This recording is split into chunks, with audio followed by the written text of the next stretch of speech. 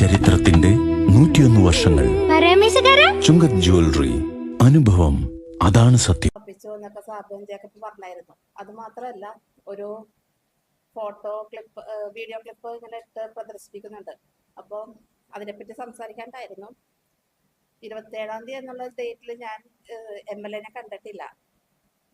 MLA ഇതുവരെ കണ്ടിട്ടില്ല ഞാൻ. അത് മാത്രമല്ല, MLA വണ്ടി കയറി പോയെന്ന് പറയുന്നുണ്ട്. അങ്ങനെയാണെങ്കിൽ അവിടെ CCTVയും മറ്റുള്ള ആളുകളുണ്ടാവും, കടക്കാരൊക്കെ ഉണ്ടാവും. അപ്പോൾ അവർക്കൊക്കെ അറിയാൻ പറ്റും ഞാൻ അകത്ത് കയറിയിട്ടുണ്ടോ, പോയിട്ടുണ്ടോ, ഞാൻ ആ സമയത്ത് അവിടെ വന്നിട്ടുണ്ടോ എന്നൊക്കെ ഉള്ളത്. പിന്നീട് ഒരു വീഡിയോ ക്ലിപ്പ് കാണിക്കുന്നുണ്ട്. ആ വീഡിയോ ക്ലിപ്പിൽ ഞാൻ, അനീബ കുന്നത്ത്, പിന്നെ പീറ്റർ കുപ്പാശ്ശേരി, ഈ 3 പേരാണ് ഉള്ളത്. എന്നാൽ ഈ 3 പേരിൽ ഞാൻ അവിടെ പോയി എന്നുള്ള സത്യ. എൻ്റെ ലോൺ അദാലത്തിൽ കിടക്കുക. അപ്പോൾ ഞാൻ ഒപ്പിട്ട് കൊടുത്തിട്ടുണ്ടായിരുന്നു ഒരു വക്കീലിനെ. 2.5 ലക്ഷം രൂപ അടച്ചേക്കാം, മാർച്ച് 31-ാം തീയതിക്കുള്ളിൽ അടച്ചേക്കാന്ന് ഞാൻ ഒപ്പിട്ട് കൊടുത്തിട്ടുണ്ടായിരുന്നു. അപ്പോൾ അത് അടക്കാൻ എനിക്ക് കയ്യിൽ പൈസ ഉണ്ടായിരുന്നില്ല. ഞാൻ കേരള ഗ്രാമീൺ ബാങ്കിൽ നിന്ന് ഓവർ ഡ്രാഫ്റ്റ് ആയിട്ട് ഒരു 2 ലക്ഷം രൂപ എടുത്തിട്ടുണ്ട്. പിന്നെ മുത്തൂറ്റിന്ന് ഒരു 50,000 എടുത്തിട്ടുണ്ട്. അപ്പോൾ ഈ പൈസയെ കൊണ്ട് അടക്കാന്നുള്ള ഇതിലാണ് ഞങ്ങൾ പോയത്. പക്ഷെ ആ പൈസയെ കൊണ്ട് എനിക്ക് അടക്കാൻ പറ്റിയില്ല. അപ്പം അത് പറയാൻ വേണ്ടി ഞാനവിടെ പോയതാ. അങ്ങനെ പോയ സമയത്ത് എൻ്റെ ഹസ്ബൻഡിൻ്റെ കളിക്കൂട്ടുകാരനാണ് പീറ്റർ ജോസഫ്. അപ്പൊ ഈ പീറ്ററേട്ടൻ അത് മാത്രമല്ല, ഞങ്ങളുടെ ഒരു ഫാമിലി ഫ്രണ്ട് കൂടിയാണ്. അപ്പൊ ഈ ചേട്ടനെ കണ്ടപ്പോൾ ഞാൻ സംസാരിച്ചു ഇടയ്ക്ക് അനീബൻ കുന്നത്ത് വന്നു എന്നോട് സംസാരിച്ചു. എന്തൊക്കെയുണ്ട് നിങ്ങളുടെ പാർട്ടി പ്രവർത്തനങ്ങൾ എന്നൊക്കെ പറഞ്ഞ് സംസാരിച്ചു. ആ ഒരു വീഡിയോ ആണ് ആരോ എടുത്തിട്ടേക്കണത്, അല്ലാതെ അത് ഒരു ഡീലോ ഒന്നുമല്ല. അത് മാത്രമല്ല, ഒരു ഡീല് നടത്താൻ പറ്റിയ സ്ഥലമാണത്. അത് കംപ്ലീറ്റ് CCTVയും ഒക്കെ ഉള്ള ഒരു ബാങ്കാണ്. ആ ബാങ്കിൽ വെച്ച് ഒരു കാരണവശാലും ആർക്കായാലും ഒന്നും ചെയ്യാൻ പറ്റില്ല. പിന്നീട് എനിക്ക് പറയാനുള്ളത് BJP ചേർന്നതിനെ പറ്റി. അതായത് ഞാൻ എല്ലാ മതങ്ങളെയും ഇഷ്ടപ്പെടുന്ന ഒരു വ്യക്തിയാണ്. അപ്പൊ മതവർഗീയത വരുത്തുന്ന ഒരു ഇതെനിക്ക് ഇഷ്ടമല്ല. അതുകൊണ്ട് മാത്രമാണ് ഞാൻ BJPയിലേക്ക് പോവാത്തതും അതിനെ എതിർക്കുന്നതും. ഞാൻ സാബു ജേക്കബ് BJPയിലേക്ക് പോയത് എന്തിനാണെന്ന് ചോദിച്ചപ്പോൾ സാബു ജേക്കബിന്റെ മറുപടി ഇതായിരുന്നു എന്നോട് പറഞ്ഞത്. അതായത് എന്നെ ഭീഷണിപ്പെടുത്തുന്ന ഞാൻ പറഞ്ഞല്ലോ, ആ സമയത്താണ് ഇത് ചോദിച്ചപ്പോൾ പറഞ്ഞത്, ഞാൻ 2020 നിങ്ങൾക്ക് ഏൽപ്പിച്ചു തരാം, നിങ്ങൾക്ക് നടത്താൻ പറ്റുമെന്ന് ചോദിച്ചു. അപ്പൊ ഞാൻ ഒന്നും മിണ്ടാതിരുന്നപ്പോൾ എന്നോട് പറഞ്ഞു, ഞാൻ ആദ്യം കോൺഗ്രസ്സുകാരുടെ അടുത്ത് പോയിട്ട് അവരെ ഞങ്ങളെ 2020 അംഗീകരിച്ചില്ല, എടുത്തൂല. അതുകൊണ്ടാണ് ഞാൻ BJPയിലേക്ക് പോയത്.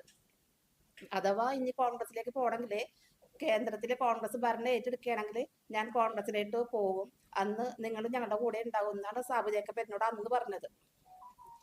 ആ ഒരു ഇതുണ്ട്. പിന്നെ പറയാനുള്ള എന്താണ്, ഈ ബാബു ദിവാകരനെ എടുത്തത് ഞങ്ങളോട് ആരോടും ഒരു ചർച്ചയും ചെയ്യാതെയാണ്. ഈ മണ്ഡലത്തിൽ നിൽക്കാൻ ആളുണ്ടായിരുന്നില്ല. അതുകൊണ്ട് അടൂരിലെ മുനിസിപ്പൽ ചെയർമാനെ വില കൊടുത്ത് വാങ്ങിച്ചതാ. ഞങ്ങളോട് ആരോടും ഒരു തീരുമാനം ഒന്നും എടുക്കാതെ. BJP പോയതും അതുപോലെ തന്നെയാണ്. ഞങ്ങളോട് ആരോടും ഒരു തീരുമാനം എടുക്കാതെ പെട്ടെന്ന് ഒരു പത്രസമ്മേളനം നടത്തി അതിലേക്ക് എടുക്കുകയും ചെയ്തത്. സത്യം പറഞ്ഞാൽ 1 രൂപ പോലും ഞാൻ ആദ്യമൊന്നും വാങ്ങിക്കേയില്ല. എനിക്ക് ഇവര് ഒരു ശമ്പളം നിശ്ചയിച്ചിട്ടുണ്ട്, 30,000 രൂപ മാസം. ആ ശമ്പളം പോലും വേണ്ടാന്ന് വെച്ചിട്ട്, അതായത് ആ ശമ്പളവും പഞ്ചായത്തിന്റെ ഓണറേറിയം ഉണ്ടെങ്കിൽ എനിക്ക് എൻ്റെ കടകൾ നിസ്സാരമായിട്ട് വീട്ടാൻ പറ്റും. പക്ഷെ ഇതുപോലും ഉപേക്ഷിച്ചിട്ട് ഞാൻ പോകുന്നത് എൻ്റെ ജീവൻ കൊതിച്ചിട്ടാണ്. എന്നെ ഭയങ്കര ടോർച്ചറിങ് ആയിരുന്നു ഇവര്. ഈ നിമിഷം എനിക്ക് ഇവിടെ ഇരിക്കാൻ ഭയങ്കര പേടിയാണ്. കാരണം വെച്ചാൽ എനിക്കൊരു വിറവലൊക്കെ ഉണ്ട്. അവര് എന്നെ ഇൻഡയറക്റ്റ് ആയിട്ട് കൊന്നുകളയെന്നുള്ള ഇതിലാണ് പറഞ്ഞത്.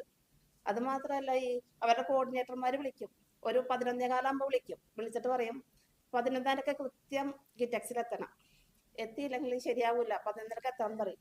നമ്മൾ ഇവിടുന്ന് 2 വീലർ ഓടിച്ച് ഭയങ്കര കഷ്ടപ്പെട്ട് അത്രയും ദൂരം, 1 മണിക്കൂർ ദൂരമുണ്ട്. ആ ദൂരം പോയിട്ട് ചെല്ലുമ്പോൾ പറയണത്, നിങ്ങൾ പഞ്ചായത്ത് കമ്മിറ്റിയിലെ അജണ്ടകൾ എന്തുകൊണ്ട് ഞങ്ങൾക്ക് അയച്ചു തന്നില്ല, എന്തുകൊണ്ട് ഞങ്ങളോട് ചർച്ച ചെയ്തില്ല, അങ്ങനെയുള്ള ചോദ്യങ്ങളും ഒക്കെയാണ്. ഒരുപാട് വഴക്കുകളൊക്കെ പറയാറുണ്ട് അവര്. അതായത് മാനസികമായിട്ട് ഒരുപാട് പീഡിപ്പിക്കും. ഇതുകൊണ്ടാണ് ഞാൻ ഇതിൽ നിന്ന് പിന്മാറാൻ കാരണം. എനിക്ക് ഡിപ്രഷന്റെ വക്ക് വരെ ഞാൻ എത്തിയായിരുന്നു. ഇതിൽ ഞാൻ തുടർന്ന് പോയാലും ഞാൻ ആത്മഹത്യ ചെയ്യേണ്ട ഒരു അവസ്ഥ വന്നാനെ. ആ അവസ്ഥ ഇല്ലാതിരിക്കാൻ വേണ്ടിയാണ് ഞാൻ ഇത് വേണ്ടെന്ന് വെച്ച് രാജിവെച്ചത്. എൻ്റെ ജീവന ഭീഷണിയുണ്ട്. കാരണം വേറൊന്നുമല്ല, എനിക്ക് ഇയാൾ പറഞ്ഞത് ഒരു മെമ്പർ രാജിവെച്ച് പോയിട്ട് സ്കൂൾ ബസ് ഇടിച്ചിട്ട് ഒരു പോറൽ പോലും ഏൽക്കാതെ മരിച്ചു, കുടുംബം നശിച്ചു പോയി എന്നാണ്. അപ്പൊ ആ ഒരു ഗതി എനിക്ക് വരുത്തതെന്ന് പറയുമ്പോൾ എന്റെ ജീവന് ഭീഷണി. അത് എനിക്ക് സത്യം പറഞ്ഞ പേടിയാ, ജീവിക്കാൻ ഇപ്പൊ പേടിയുണ്ട്. എന്റെ കുടുംബത്തിനോ എനിക്കോ എന്തെങ്കിലും പറ്റിപ്പോന്നുള്ളൊരു പേടിയുണ്ട്. 7 ലക്ഷം രൂപ ബാങ്കിൽ അടച്ചു തീർത്തു.